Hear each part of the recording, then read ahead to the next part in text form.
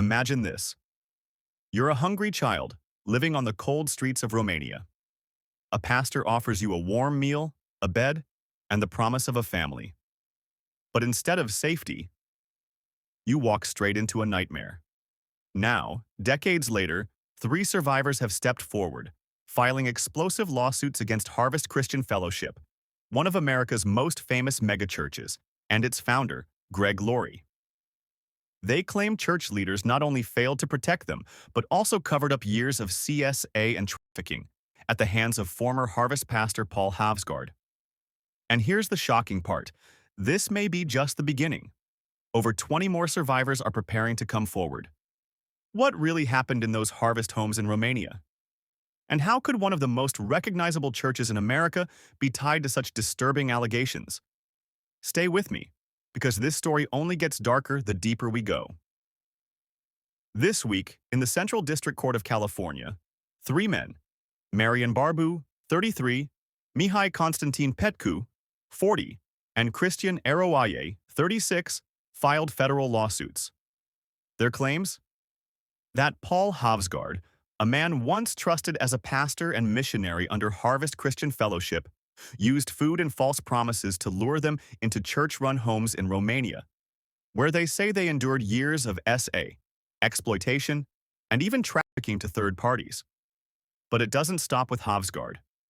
These lawsuits also name Harvest's founder, Laurie, and missions pastor Richard Schutte, accusing them of negligence, willful blindness, and a cover-up that spanned 20 years. And here's where the questions start piling up. Did Harvest leadership know? Could they have stopped it? Or worse, did they look the other way? These aren't faceless allegations. These are real men, with names, scars, and stories that sound more like horror films than ministry. Marian Barbu was only 8 when police, desperate to get him off the streets, handed him over to Havsgaard. He alleges he was SA'd by Havsgaard on many occasions, from 2000 to 2008, from the ages of 8 to 16. The lawsuit alleges Barbu tried to end his life multiple times because of the abuse, until he was eventually kicked out of the home. Marian lived in constant fear of SA by Havsgaard, and believed that at any moment Havsgaard would escalate the abuse to rape. What he thought would be a Christian refuge became what he later described as a torture chamber inside a prison. By 16, after repeated abuse, he was thrown back onto the streets, scarred, functionally illiterate, and suicidal. He explains that his mother died when he was 5.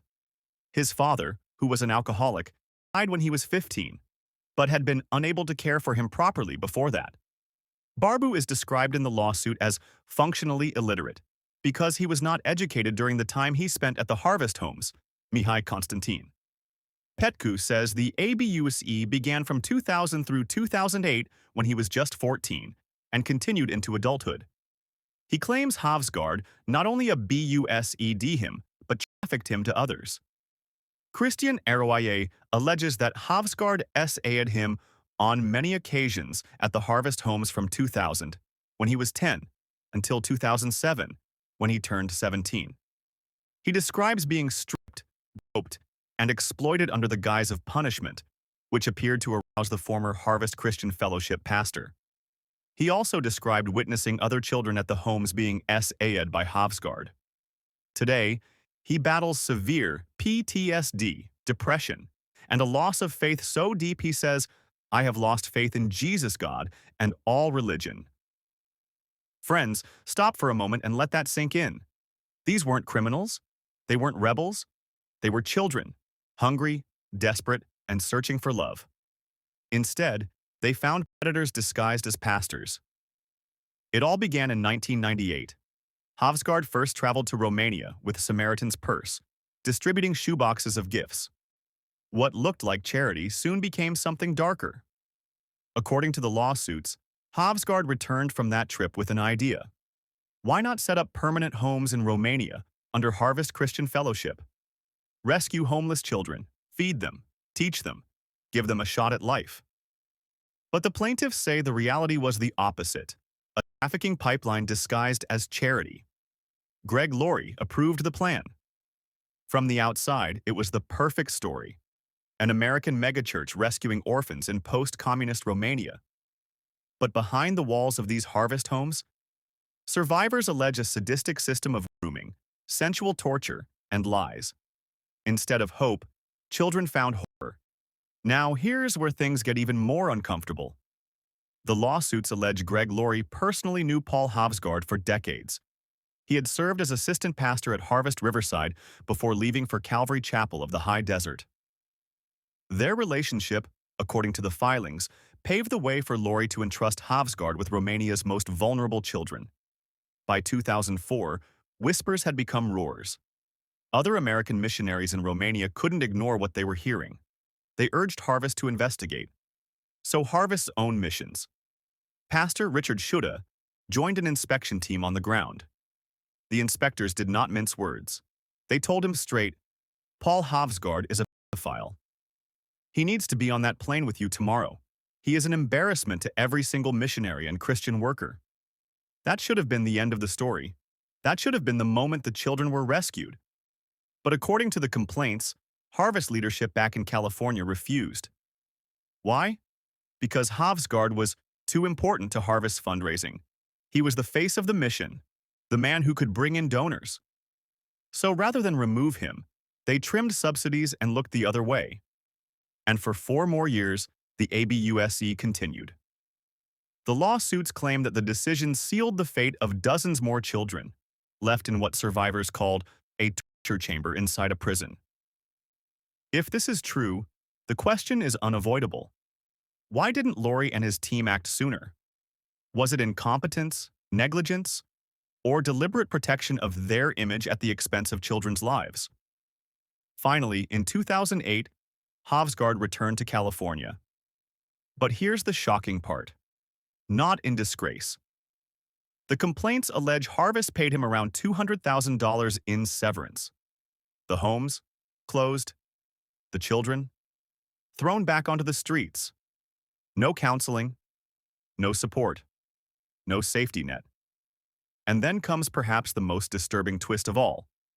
In 2009, despite knowing what was said about him, Pastor Laurie himself publicly praised Havsgaard as a pastor who faithfully served the Lord for many years at Harvest Christian Fellowship.